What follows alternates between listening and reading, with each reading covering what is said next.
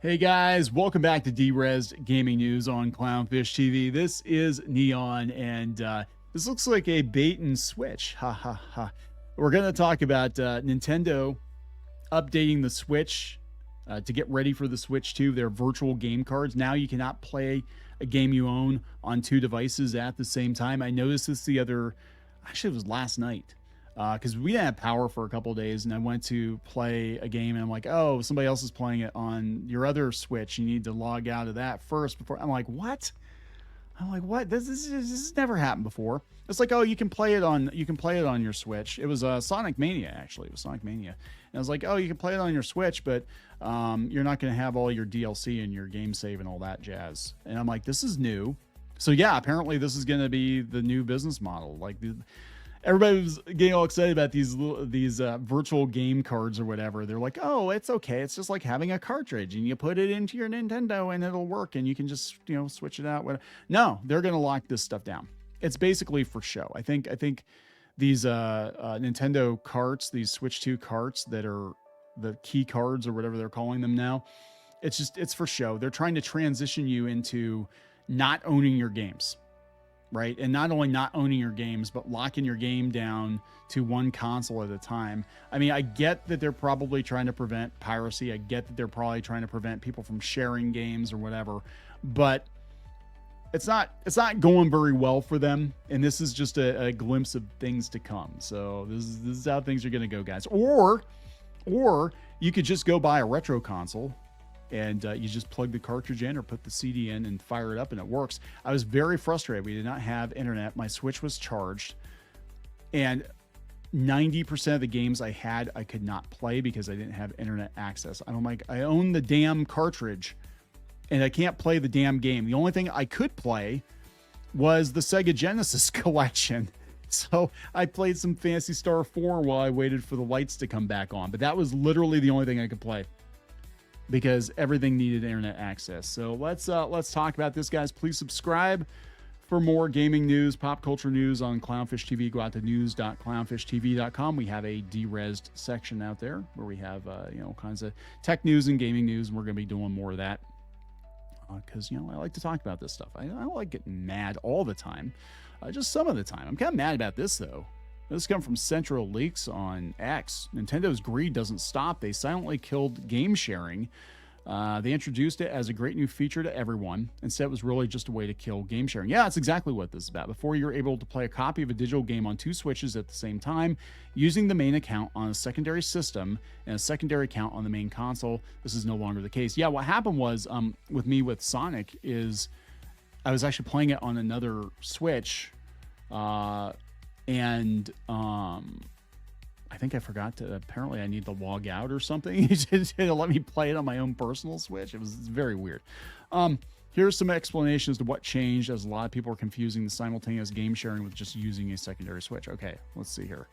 I just tested. It doesn't work anymore. I opted to have the online check for the license on both consoles. Tried to boot the game on both consoles at the same time using my boyfriend's account on my primary console, my account on my secondary console. It kicked me out of the secondary console. Yeah, that's what happened to me. It basically said, yeah, you can play it because you have the cartridge, but your DLC and your game saves were not going to let you have it. And it actually showed a little animation of this. And I'm like, what the hell? What the fresh hell is this? I'm like, so this explained, they forced the update too. Like as soon as the power came back on, and everybody in the Pittsburgh area lost power for at least, a couple of hours. We had it like 2 days, almost 2 days, no power.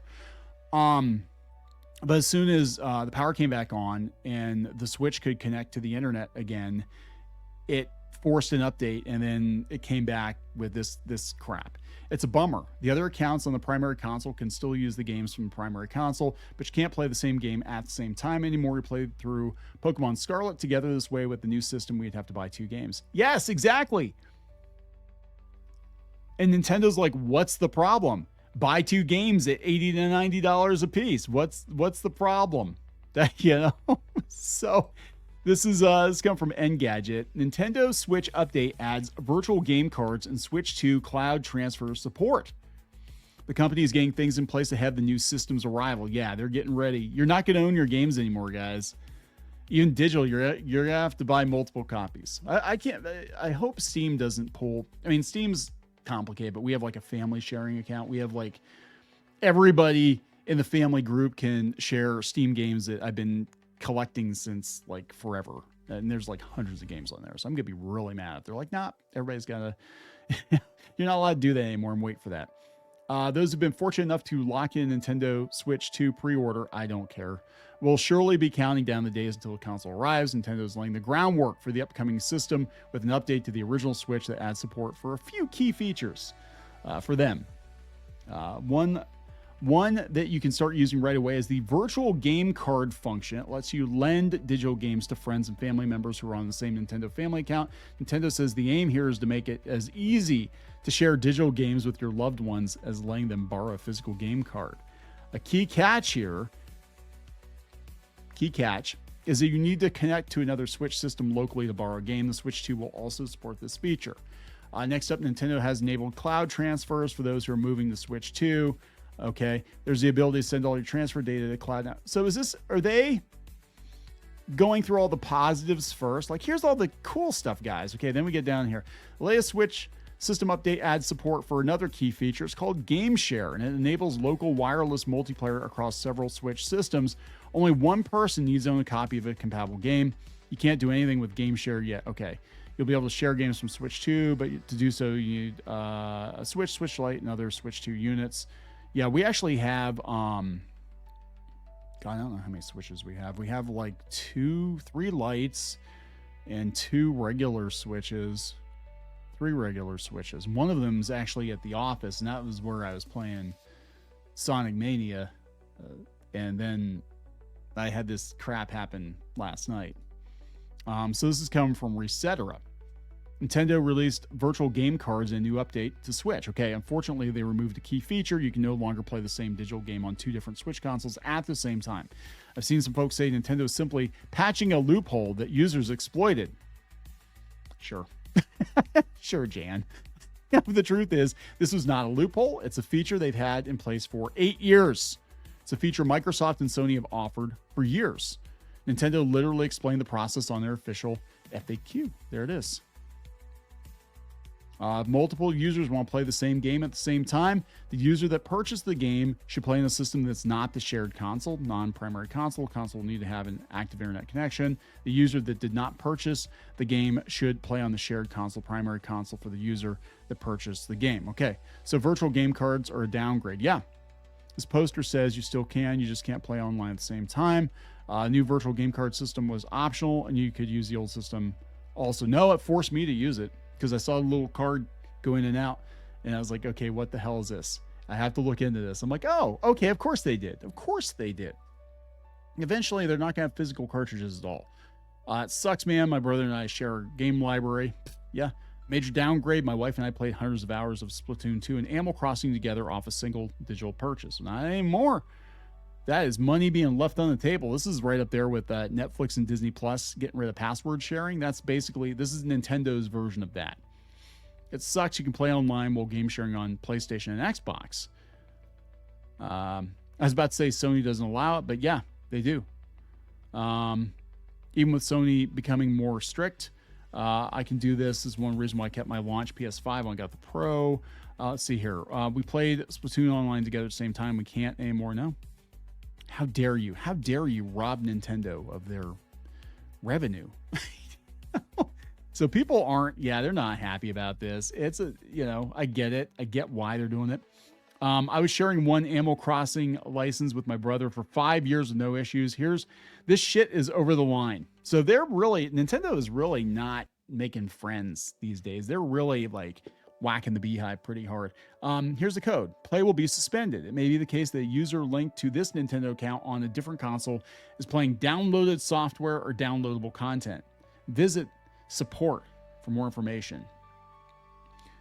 Well, I know this person's like, why should I take your words legit? You were one of the main ones spraying the $90 games made up Jamboree's visual upgraded were the only extra mode. More, please enlighten me. What? No, that's just saying stupid shit for the sake of it. We were one of the first to clarify games actually weren't 90. And the second aspect related to Jamboree has been confirmed by Nintendo on the official website. If this is incorrect info and you didn't share a Switch account with nobody, if you had a second, what? Switch count on your account. Secondary switch. These people are like overly complicated things. Basically, yeah. There's something up with it.